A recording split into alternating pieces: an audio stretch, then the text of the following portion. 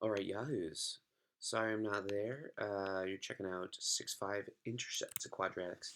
You've done all the hard stuff, and now we're just kind of putting it together. Oh, but make sure you can do some of these, just because will keep you on your toes. Um, Try this little warm-up. 10 is not involved, it's just the number 10. If you're trying to add these, you need common denominators. So think about that, and try to solve for x. Think about that. Think about that. Pause me until you got them. All right. In both of these, we need common denominators for these fractions. And so what I'm going to do is multiply. I want both of them to have x plus 2, x minus 2 as their denominators. This is missing the x minus 2, so let's throw it in here. X minus 2. Sorry about my terrible handwriting. I'm writing on a trackpad with my finger, and it's a little slow. So feel free to speed me up through this. And then this guy also, I want an x plus 2 top and bottom, so I'm going to multiply top and bottom by x plus 2.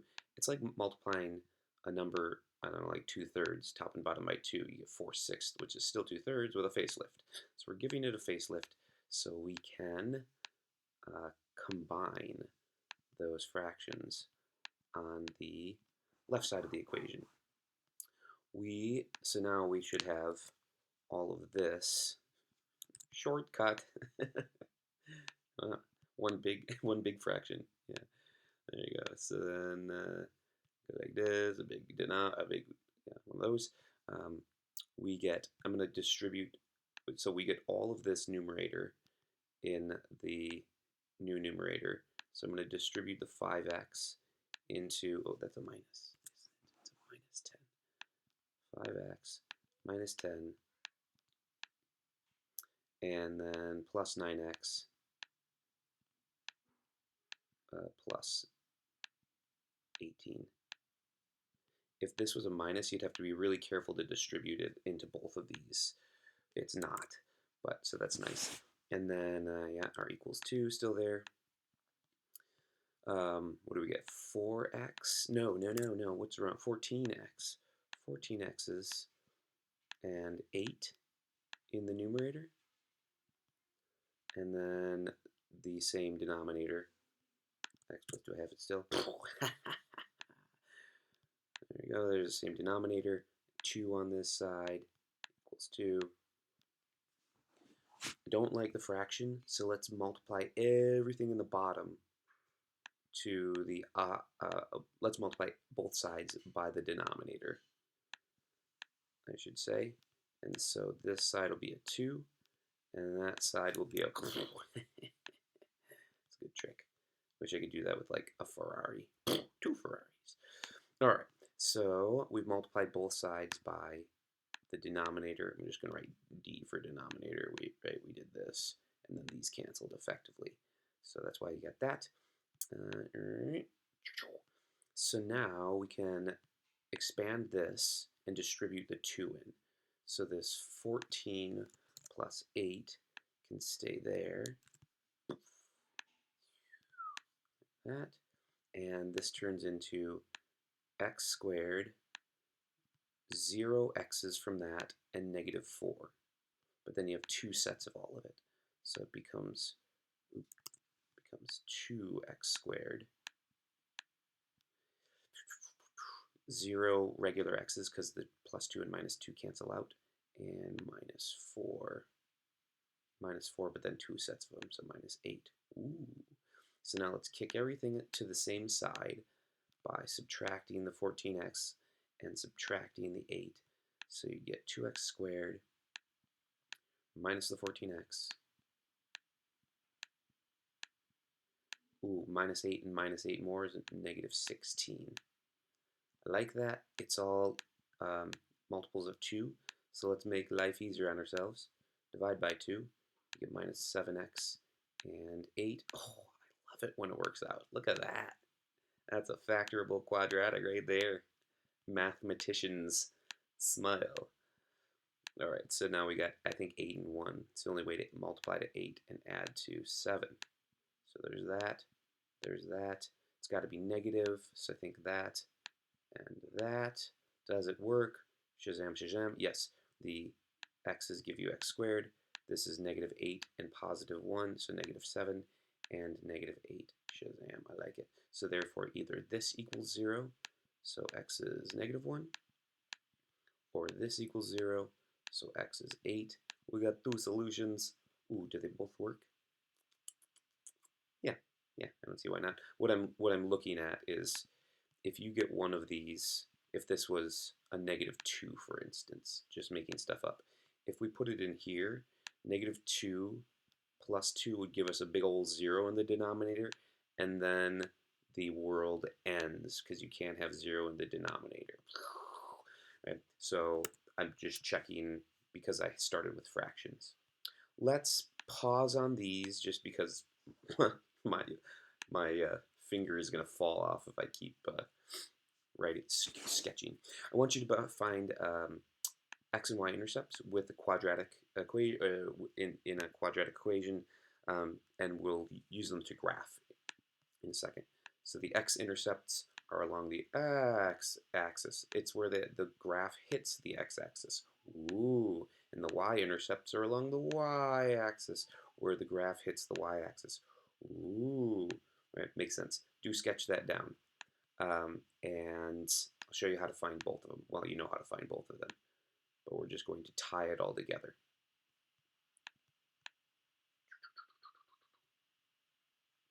Okay, that's what I want you to find out. So if you have an equation like this, it's fairly straightforward, right? If you have this factored form, we like this factored form, and your intercepts are these two values, not including this. Let me show you why. This thing, x plus 1, x minus 2, we could graph.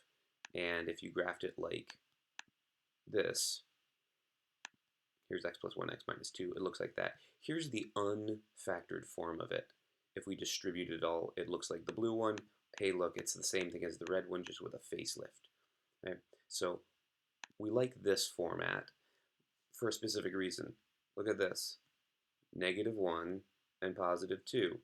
-1, +2, just like you'd set this equal to 0 and that equal to 0. And this, if this was 2 and 5, you'd get a parabola at 2 and 5 with the intercepts. That's because we're putting in a 0 for y. You're taking this equation and you're asking it. The x-intercepts happen when the y value is 0. You can see there the y value, 0. The intercept is when the y value is 0, right? That point is not up, not down, it's at 0. That point is not up, not down, the y is at 0. So we can force it to tell us its secrets, where the x value is, by substituting in a 0 for the y value, and then solving for x, right? And we have done this before, right? Not novel. So if these two things multiply to 0, either this one's 0 or that one's 0, and you go x is -1 or x is 2. And if we were going to graph this, that gives us some interesting points. So at -1, there's one of our intercepts, and at 1, 2, there's one of our intercepts. I know because it's a positive number that it's going to be upright and looks something like that. Maybe if I hit the lines. Now, if you did the same thing here, if you thought about this piece, this is x minus 2 times itself. This one's a little bit different because it has two of the exact same intercepts, which means that they're both in the same spot. You'll notice that as you get A and B, like that, as those get closer together, those values get closer and closer and closer and closer until they are the same value.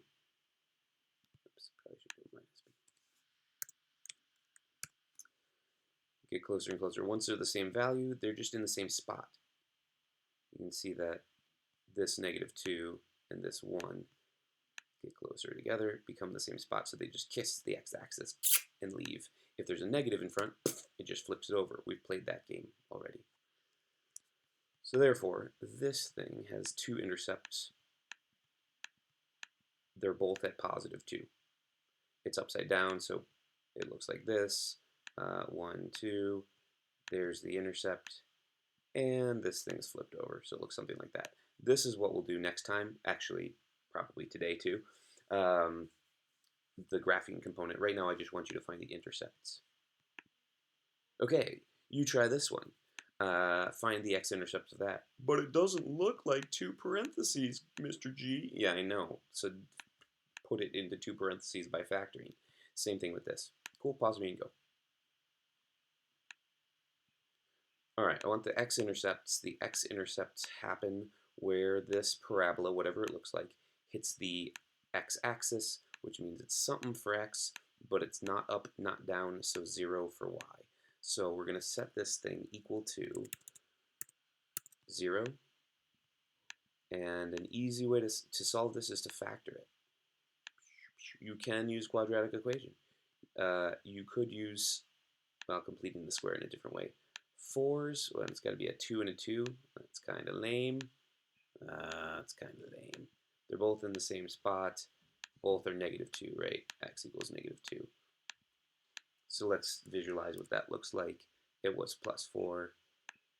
It was +4 +4. So y equals x squared plus 4x plus 4.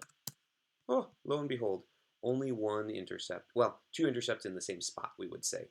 Oh, interesting. It hits over here, too. We'll figure out where that is. It's upright because it's a positive value for A, not a negative value for A. Right, that messes everything up. Great, so fine. And then this, we could, what I would do with this, the second one with the negative out in front, is make life easier on yourself and get rid of that, well, divide everything by -1, right? If you set this equal to 0, if you divide by -1, 0 doesn't care, right? It's still 0. This becomes positive, this becomes negative, and this becomes positive. Negative. X squared minus 2x minus 3. So now we can factor what we need 3 and 2. So this will be a 3, this will be a 2, this will be a negative, this will be a positive. So our intercepts are at -2 and also +3. So -2, +3. I'm going to take this equation, throw it into here just so we see that it works. So -x squared, 2, and +3. That's what we started with, right? And look, we thought -2 and +3. Didn't work. What did I do? I messed it. Oh no, it's a 1. Why didn't you tell me? Why didn't you guys say anything? I trusted you. Yeah, we would have gotten a 6 there. Thanks. I'm getting emails right now. Mr. J. Yeah, caught it. And that's why it's good to check, because sometimes. All right, so -1 and +3, voila, voila. And notice that the negative means it's upside down, but we can still find the intercepts for it. X-intercepts, where the y value is 0. But bam, I also want to be able to find the y-intercept. Why? Because we like you. If you think about the y-intercepts, wherever this thing hits the y value, y-axis, it's not over this way, it's not over this way. The x value is 0. So it's a little bit easier to find, even if we mess with this thing, right? The y value is 0. Oh, hey, actually, how about -2? Oh, wait, it's down at -2. That's interesting, right? The x value is 0. We put in zeros for x. What's left over? Just the thing without the 0. Let me show you that slower. This is the proof. Well, this is the, proof. If you put in x is 0, this piece is 0, this piece is 0, and you're just left with this c value, which is the y-intercept. So just looking at these, that's the y-intercept, right? If we were going to graph this, I guess we already have graphed it. This is x squared plus 4x plus 4. Hey, look, the y-intercept is when x is 0. If you put 0 in for this, it's 0. If you put 0 in for that x, it's 0. all of this is 0, you're just left over with the 4. So we've found the location of that y-intercept. And so what's kind of nice about standard form is you can see the y-intercept. Now, not so much here. We could do two things. We could either expand this into x squared, what is it, negative 1x, and negative 2, and say, hey, look, it's negative 2.